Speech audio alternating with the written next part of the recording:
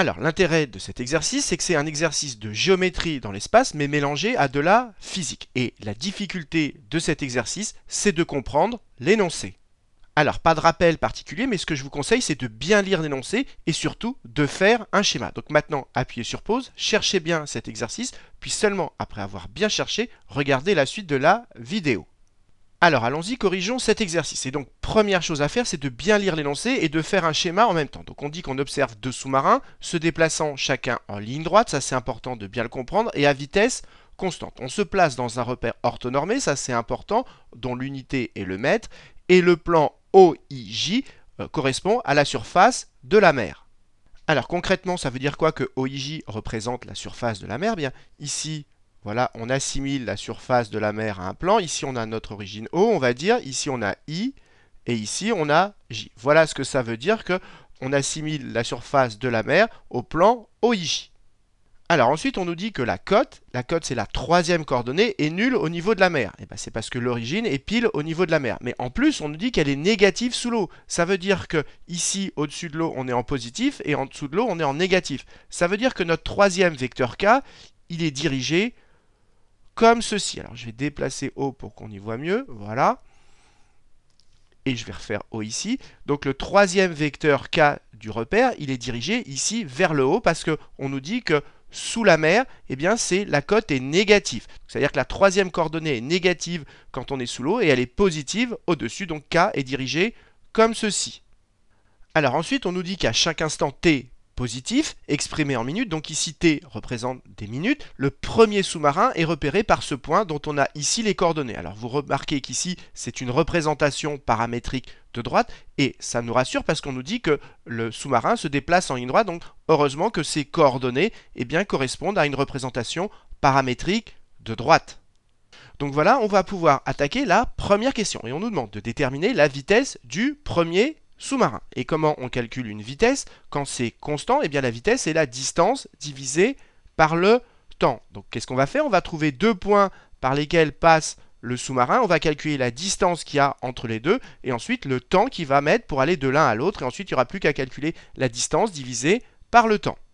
Alors, quel point choisir pour notre sous-marin? Eh bien, pour le point A, eh bien, comme ici, on a les coordonnées du sous-marin en fonction du temps, eh bien, on n'a qu'à se mettre à l'instant 0, au début de l'observation. Et ça va nous donner les coordonnées d'un point. Et ensuite, qu'est-ce qu'on va faire? On va se mettre à l'instant 1, c'est-à-dire au bout de 1 minute. Ça nous donnera les coordonnées d'un autre point. Et on calculera, comme on l'a expliqué ici, déjà la distance entre ces deux points. Alors, allons-y. Si on remplace t par 0 pour avoir les coordonnées du premier sous-marin, c'est le point qui correspond, c'est celui-là, c'est le sous-marin 1 à l'instant 0. Donc, c'est ce qu'on appelle S1 de 0. Donc, on remplace tout simplement t par 0, mais là, ça fait 0, 0 et 0. Donc, il reste 140, il reste 105 et moins 170. Alors maintenant, vous l'avez compris, je vais remplacer t par 1, c'est-à-dire que ça va me donner les coordonnées du sous-marin au bout de 1 minute. Donc je remplace t par 1, donc ici ça fait 140 moins 60, ce qui nous fait 80. Ça fait 105, je remplace t par 1, j'insiste bien, donc 105 moins 90, ce qui nous fait 15. Et enfin ici ça fait moins 170 moins 30, ce qui nous fait moins 200. Donc ça, ce sont les coordonnées du sous-marin à l'instant 0, et ça au bout de 1 minute. Alors maintenant, il me reste à calculer la distance entre ces deux points. Je rappelle la formule. Si j'ai deux points que je vais appeler A et B, de coordonnées ABC, A', B', C', eh bien dans un repère orthonormé, attention, cette formule est valable que dans un repère orthonormé, mais on est bien dans un repère orthonormé ici, la longueur AB, on fait l'écart en X au carré, plus l'écart en Y au carré, plus l'écart en Z au carré, avec la racine autour. Donc on va faire l'écart en X au carré, donc 140 moins 80, ici on fait dans l'ordre qu'on veut, on fait soit 140 moins 80, soit l'inverse, puisque ensuite on élève au carré. Donc 140 moins 80, ça nous fait donc 60 au carré. Ici, 105 moins 15, eh ben, ça fait donc 90 au carré. Et ici, moins 170, l'écart entre moins 170 et moins 200, c'est donc 30, donc plus 30 au carré, le tout avec une racine autour.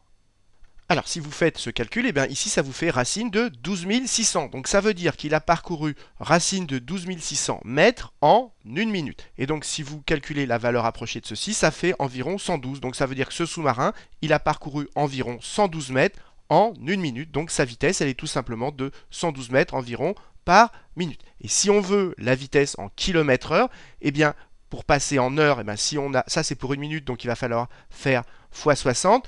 Et pour l'avoir en kilomètres, va falloir diviser par 1000. Et si vous faites le calcul, si vous multipliez 112 par 60 et que vous divisez par 1000, eh bien, ça fait environ 6,7 km par heure. Voilà sa vitesse, ce qui termine la première question. Alors, corrigeons la deuxième question. On nous demande quel est l'angle que fait la trajectoire du sous-marin avec le plan horizontal, c'est-à-dire avec la mer. Alors regardons, faisons un petit schéma pour bien voir ce qui se passe. Donc là, j'ai représenté la mer. Là, c'est la trajectoire du sous-marin, c'est-à-dire la droite sur laquelle se balade le sous-marin. Et en fait, on nous demande l'angle de cette droite avec la surface de la mer.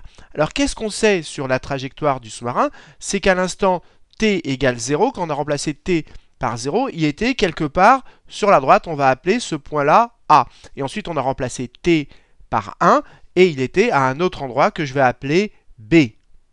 Alors, l'idée est la suivante, c'est que pour calculer cet angle, eh bien, au lieu de le calculer avec cette droite verte et cette droite bleue, eh bien, qu'est-ce que je vais faire? Je vais tracer la parallèle à la droite bleue, passant par le point A. Voilà. Et je vais déterminer cet angle-là. Mais le problème, c'est que pour déterminer cet angle, ce que j'aimerais bien, c'est avoir un triangle rectangle, et donc j'aimerais bien avoir un troisième point. Et ça va être quoi ce troisième point que je vais avoir ici par rapport au point B? Eh bien d'abord, il aura la même hauteur que le point A. Et par rapport au point B, il sera à sa verticale. Ça veut dire qu'il aura la même abscisse que le point B, la même ordonnée, mais pour la cote, pour la hauteur, il aura la même que celle de A. C'est ce qu'on va écrire maintenant. Alors je vais remettre les coordonnées du point A. C'était les coordonnées du sous-marin quand le temps valait 0. Donc c'est les coordonnées 140, 105 et moins 170. Donc je remets ici 140, 105 et moins 170. Mais les coordonnées du point B, c'est quand on a remplacé t par 1. On l'a déjà fait à la première question et on avait trouvé 80, 15 et moins 200. Donc quelles vont être les coordonnées du troisième point? On vient de l'expliquer, il est à la verticale du point B, donc ça veut dire qu'il a la même abscisse, la même ordonnée, donc 80 en abscisse, 15 en ordonnée. Et pour la cote, eh bien, on prend la hauteur du point A. On est à la même hauteur que le point A, donc c'est moins 170. Et maintenant, qu'est-ce qu'on sait sur ce triangle ABC? Comme le point C, il est à la verticale du point B, eh bien, ça veut dire qu'ici, on a un angle droit. Et donc ici, on est dans un triangle rectangle. Et comme on connaît les coordonnées de chaque point, eh bien, avec la formule de la longueur, on connaît cette longueur, on connaît cette longueur et on connaît cette longueur. Donc cette longueur, on l'a déjà calculée, c'est la longueur qu'on met pour aller de l'instant t égale 0 à t égale 1. C'était, souvenez-vous, dans la première question, racine de 12 600. Ensuite, entre cette longueur-là et celle-là, eh bien celle-là, elle est plus facile à calculer parce que regardez, on a la même abscisse, on a la même ordonnée, il y a juste la cote qui change. Donc si on voulait calculer la distance entre ces deux points, eh bien 80 moins 80 ça fait 0, 15 moins 15 ça fait 0, il n'y a que l'écart entre moins 170 et moins 200, et l'écart entre ces deux valeurs c'est 30, et donc ça veut dire que la hauteur ici c'est 30. Donc on connaît ce côté-là, l'hypoténuse, on connaît le côté opposé, donc pour trouver cet angle, on va utiliser le sinus. Alors ce que je vous propose, c'est de refaire cette figure dans l'espace. Donc regardez, le point A, c'est la position du sous-marin à l'instant t égale 0. Il va plonger pour descendre à ce point-là qui correspond à la position du sous-marin à t égale 1. Et regardez, mon point C, c'est le point qui est à la verticale de ce point-là. Ça veut dire donc qu'à la même abscisse, même ordonnée, mais qui est à la hauteur du point de départ, c'est-à-dire à moins 170. Donc voilà la figure qui correspond à ce schéma, mais cette fois-ci pour mieux voir dans l'espace. Et donc maintenant, je continue mon raisonnement. Comme dans ce triangle, je connais l'hypoténuse et le côté opposé, eh bien j'utilise le sinus. Et sinus alpha, c'est égal à quoi? Côté opposé, c'est-à-dire 30 sur la racine de 12 600. Et ensuite, il n'y a plus qu'à calculer ceci. Et en valeur approchée, ça fait environ 0,2672 si vous le faites avec votre calculatrice. Et une fois qu'on a la valeur du sinus, eh bien on trouve la valeur de alpha en utilisant soit arc sinus, soit sinus moins 1. Mais attention, comme on veut la valeur en degrés, faites bien attention avec votre calculatrice d'être en degrés et pas en radians. Et si vous faites arc sinus ou sinus moins 1 de 0,2672, eh bien vous trouverez environ 15,5 degrés, ce qui termine cette question. Alors, corrigeons la troisième question. On nous demande maintenant à quel instant les deux sous-marins seront-ils à la même profondeur. Donc le deuxième sous-marin, il se déplace également en ligne droite et à vitesse constante. Et qu'est-ce qu'on sait sur lui? C'est qu'à l'instant 0, moi je vais m'intéresser qu'aux profondeurs. Je ne vais pas m'intéresser ni aux x ni aux y, je vais m'intéresser qu'aux profondeurs. On sait qu'à l'instant 0, il est à moins 68 mètres. On sait qu'à l'instant, au bout de 3 minutes, il est ici à moins 248 mètres. Donc qu'est-ce qu'il a fait ce deuxième sous-marin?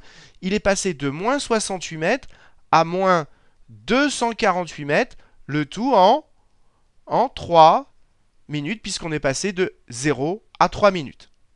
Et ça veut dire quoi de passer de moins 68 mètres à moins 248 mètres? Eh bien, ça veut dire qu'il a descendu, si vous faites l'écart, de 180 mètres en 3 minutes. Donc ça veut dire qu'il descend à chaque fois, puisque c'est constant, de 180 mètres en 3 minutes. Donc en 1 minute, eh bien, il va descendre de 3 fois moins. Donc en 1 minute, il va descendre uniquement de 3 fois moins, donc de moins 60 mètres. Et donc, une fois qu'on a compris ça, eh bien, on va pouvoir avoir sa cote, c'est-à-dire avoir sa hauteur en fonction du temps, qu'on va appeler Z2, parce que c'est le deuxième sous-marin. Eh bien, à l'instant 0, il est à moins 68 mètres. Et à chaque fois que le temps avance, à chaque minute qui passe, il perd 60 mètres. Donc, il va faire moins 60t. Voilà sa cote. Ça, c'est l'instant 0, il est à moins 68 mètres. Et à chaque minute, il perd 60 mètres. Donc ça veut dire qu'en fonction du temps, sa hauteur, c'est moins 68, moins 60 fois le nombre de minutes. Et on veut savoir quand est-ce qu'ils vont être les deux sous-marins à la même hauteur? Eh bien quand ceci sera égal à la hauteur du premier sous-marin. Donc maintenant, il va falloir juste résoudre ceci égale moins 170, moins 30t. Et maintenant, il n'y a plus qu'à rédiger ce qu'on vient d'écrire. Et donc j'écris tout simplement que le deuxième sous-marin passe de moins 68 mètres à moins 248 mètres en 3 minutes. Autrement dit, ça fait qu'il descend 180 mètres en 3 minutes. Et s'il descend 180 mètres en 3 minutes, comme c'est à vitesse constante, eh bien en fait, il descend 60 mètres par minute. Et donc cette cote que j'appelle Z2 de t, eh bien elle vaut quoi? Elle vaut la position de départ, moins 68, plus la descente qu'il fait par minute, c'est-à-dire moins 60t. Voilà sa cote. Et maintenant, comme on veut savoir quand est-ce qu'ils seront à la même hauteur, eh bien, il faut résoudre la cote du premier égale la cote du second.